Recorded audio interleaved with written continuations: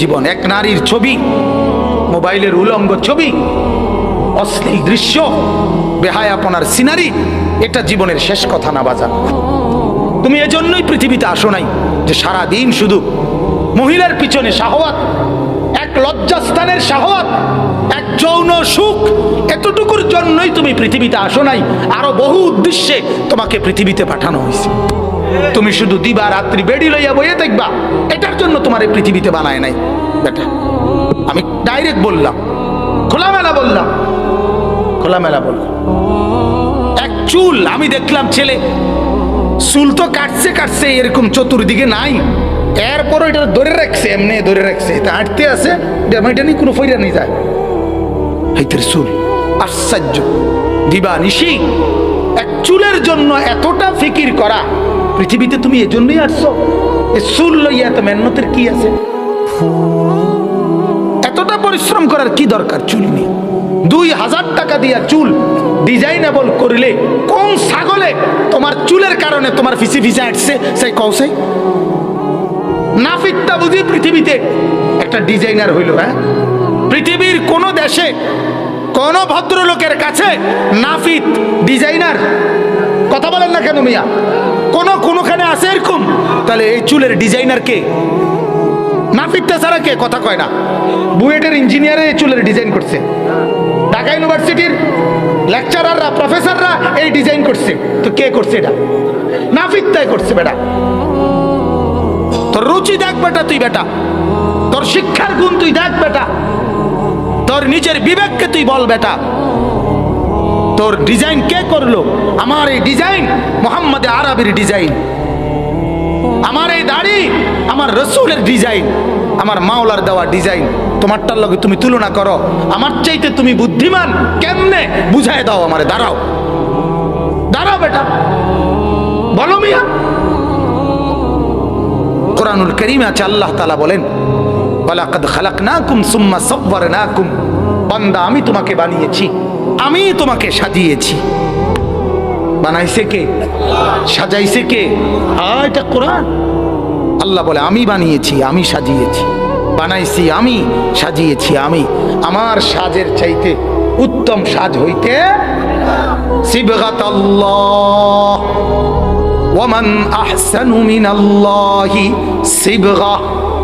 আল্লাহ বলেন, বান্দা, আমি মাওলার রঙে রঙিন হও, আমি মাওলার রঙের চাইতে উত্তম কোন রং ঢং আর হইতে পারে না। যদি বলেন মাওলা কোনটা আপনার রং, কোনটা আপনার ঢং, আল্লাহ বলবেন, লাকাদ কানা লাকুম ফি রাসূলিল্লাহি উসওয়াতুন হাসানা। আল্লাহ বলবেন, বান্দা, ওই যে আমার এক বন্ধু পাঠিয়েছি, যে বন্ধুকে 63 বছর জমিনে রেখেছি, যে বন্ধুকে 23 বছর দিবানিশি তোমাদেরকে দেখিয়েছি, বন্ধুর হাসি, বন্ধুর কান্না, বন্ধুর হাঁটা, বন্ধুর চলা, বন্ধুর আহার, বন্ধুর নিদ্রা, বন্ধুর চলন, বন্ধুর বলন, বন্ধুর আচরণ, বন্ধুর উচ্চারণ, ওইগুলাই হচ্ছে আমি মাওলার রং আর ঢং। সে বন্ধুকে মুহাম্মাদুর রাসূলুল্লাহ সাল্লাল্লাহু আলাইহি ওয়াসাল্লাম। আল্লাহ বলেন, বন্ধুকে দেখো, বন্ধুর মতো সাজো, আমি মাওলার মহব্বত পেয়ে যাবা। সুবহানাল্লাহ। ফাত্তাবিউনি ইউহিব্বুকুমুল্লাহ। আমার বন্ধুকে অনুসরণ করো, আমি মাওলার ভালোবাসা পেয়ে যাবা। ওয়া ইয়াগফির লাকুম যুনুবাকুম। আমি আল্লাহর মাগফিরাতও পেয়ে যাবা। আর আমার ভালোবাসা আর আমার মাগফিরাত পেয়ে গেলে তোমার ঠিকানা জান্নাত। কোথায়? এই জন্য বাজার ভাবেন, ভাবেন, আমিও ভাবি, আপনিও ভাবেন, আপনিও ভাবেন নিজের জীবন বুদ্ধিমান কিনা। আপনি মিলান, বুদ্ধিমানদের সাথে আপনার জীবন মিলান, বিবেকবানদের সাথে আপনার জীবন মিলান। সারা দিনে কখনোই আল্লাহর সেজদা করতে মন চায় না, ফজরের নামাজ কোনোদিন পড়তে মন চায় না। 1 বছরে 6 মাস এভাবে পার হলো যে জীবনে কোনো সেজদা নাই, সারা দিনে একটা সেজদা নাই। যুবক, তুমি মানুষ রইলা কেমনে? আরেকবার ভাইবো বাপ, আরেকবার ভেবো বাজান। তুমি আর জানোয়ারের মধ্যে কোনো তফাৎ আছে কিনা আরেকবার দেখো বাজান। কুত্তার দিকে একবার চাইও বাপ, তোমার সাথে তফাৎ দেখা যায় কোনো কিছুতে? একটু দেখো বাপ। শুয়োরের সাথে একটু দেখো বাপ, তোমার কোনো পার্থক্য আছে কিনা তুমি মিলায় নিও বাজান। সেজদাবিহীন জীবন, সারাদিনে 5 ওয়াক্ত নামাজের 1 ওয়াক্ত নামাজও কপালে জুটলো না। তোমার মাঝে আর জানোয়ারের মাঝে কোনো তফাৎ আছে কিনা? জানোয়ারকে আরেকবার দেখো, দেখে মিলাও, দেখে মিলাও, দেখে মিলাও। পৃথিবীর হিন্দু, বৌদ্ধ, ইহুদি, খ্রিস্টান যুবক যেই চেহারায়, যেই সুরতে, যেই আকৃতিতে, যেই আচরণে, তোমার মাঝে তার সাথে কোনো পার্থক্য আছে কিনা তুমি একটু মিলাইও। তুমিও মিলাইও বাজান, মিলাই দাও। আমরা মিলাই নিছি আলহামদুলিল্লাহ। আমরা জিন্দেগি হাজারো তুফানের পরে পৃথিবীতে কত আধুনিকতা, কত মডেল, কত কিছু আসছে গেছে, আল্লাহর কসম 41 বছরের এই জীবনে আর কোনো দিন পাঞ্জাবি ছাড়া অন্য কিছু বদলাইতে হয় নাই। পৃথিবী আরো কিছু আউগাক নলে ফিচ্চাক, হ্যাঁ, পৃথিবীতে রোদ উড়ুক নলে তুফান উড়ুক, আমরা বুঝ করে নিছি আলহামদুলিল্লাহ। তৃপ্ত আছি, সুখে আছি, খুশিতে আছি। আল্লাহর গোলামি, রাসূলের সুন্নতের ইত্তেবা, এর মধ্যে যেই তৃপ্তি আছে, যে সুখ আছে, গোটা পৃথিবীর কোন নাফরমানের কাছে ওই সুখ নাই। নাই বাজার, নাই, নাই। আমি তো প্রায় বলি বুঝার জন্য, স্বামী স্ত্রীর বৈধ হালাল, একজন পবিত্র স্বামী স্ত্রীর বৈধ হালাল মিলনে একবারে যেটুকু সুখ মিলে, পৃথিবীর সমস্ত নাফরমান উলঙ্গ ছবি দেখে বছরের পর বছর ওই সুখের নাম গন্ধও মেলে না। গুনার মধ্যে সুখ নাই, নাফরমানির মধ্যে যত নর্তকী দেখছো তুমি এই পর্যন্ত সুখ কি পাইছো? প্লাস্টিক দেখতে কি পাইলা? প্লাস্টিকের ভিতরে কি সুখ? আবার কথা বলেন না কেন? হিন্দি সিনেমার নর্তকী তুমি ধরতেও পারলা না, ছুঁইতেও পারলা না, তুমি তো শুধু প্লাস্টিকে না দেখছো, প্লাস্টিকে। বিনিময়ে তুমি পেয়েছো কি? পেয়েছো তোমার নিজের শরীরের ক্ষমতা, নিজের সক্ষমতা, এটা নষ্ট হওয়া ছাড়া আর কিছু। যার কারণে ফ্যান টানে, দেন না ফ্যান টানে, মাফুলা ফ্যান দেখছেন না আপনি? ফ্যান টানে যে কি, ও ফ্যান টানেন কা? ওই যে কোমর নাই যে, হ্যাঁ, কোন হুজুরের জীবনে দেখছেন নি আপনি এরকম লুঙ্গি টানতে? আপনি জীবনে দেখছেন নি? আপনি জীবনে কোনোদিন দেখছেন নি কোনো হুজুরের পায়জামা টানতে? যদি দেখতে থাকেন আমার জানায়েন, আমি হে হুজুরে চাইয়াম, দরকার করলে তারা লইয়ে যাবো। এই ইউটিউবার করে এরা ছবি উড়ে, হ্যাঁ, জীবন শেষ করে দিচ্ছেন, জিন্দেগি বরবাদ করে দিচ্ছেন। আজ ইনকিলাবের রাত, আজ পরিবর্তনের রাত, আজ জিন্দেগির হিসাব কিতাবের রাত, আজ বরকতের রাত, আজ মুবারক রাত।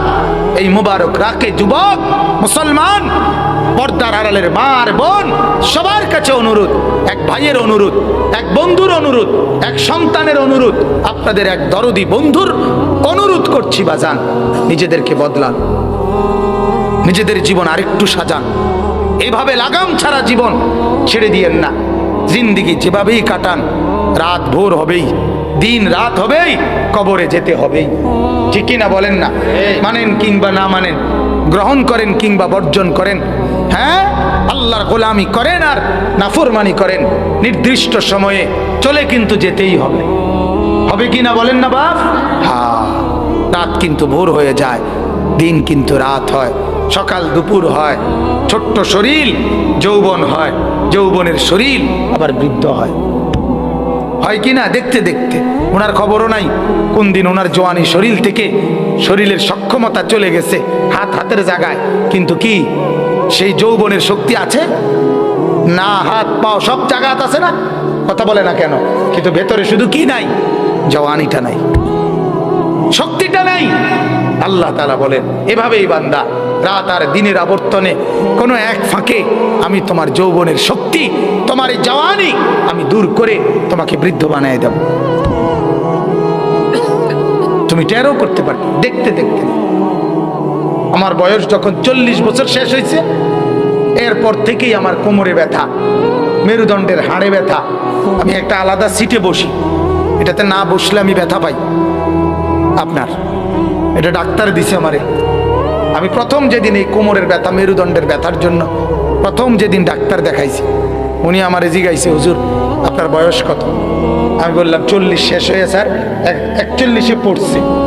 সাথে সাথে ভালো ডাক্তার মাশাআল্লাহ, উনি আমারে বলছে, হুজুর এখন থেকে বাকি হায়াত রোগ শোক নিয়ে বাঁচতে হবে, এটার জন্য রেডি হয়ে যাবে। রঙের ঘুড়ি শেষ, রঙের ঘুড়ি কি শেষ। আচ্ছা আমি এরকম বয়ান থেকে নাইমা আস্তা 7 আপ ফ্রিজের ঠান্ডা, একদম ঠান্ডা 7 আপ, আস্তা 7 আপ 1 লিটার আধা লিটার পুরোটা খাইতাম তখন। কিন্তু এখন যে দেখেন গরম পানি ছাড়া একটু এই আলাদা আপেল আঙ্গুর এগুলো খাইতেও ভয় লাগে যে ঠান্ডা নিয়ে লেগে যায়। এই জিন্দিগি, সময়ের ব্যবধান, অল্প সময়ের ব্যবধান, জিন্দিগি এলোমেলো। অতএব বাপ, রাত গভীরে অনুরোধ করছি, আজ পরিবর্তনের রাতে, এক বরকতময় রাতে এখনই ইনশাআল্লাহ আমরা গুনাহ থেকে তওবা করব। ঠিক আছে ইনশাআল্লাহ? সিদ্ধান্ত নিতে পারিনি বাপ, দেখো না, একটু হিম্মত করো না ভাইয়া। আল্লাহ আমাদেরকে তৌফিক দান করুক আজকের এই শবে বরাতে। তাহলে আমি এবার আয়াতগুলো থেকে অল্প একটু কথা বলে আমার কথা, আমি মূল কথা, আমি যেই আহ্বানটা করতে চাইছি সেটা আমি করে ফেলছি। আমার মূল আবেদন এটাই, যুবক তুমি বদলে যাও, মা আপনি বদলে যান, বোন আপনি বদলে যান, বাবা আপনি বদলে যান, মুরব্বীরা চায়ের দোকানের আড্ডা ছেড়ে দেন, বিড়ি খানার অভ্যাস ছেড়ে দেন,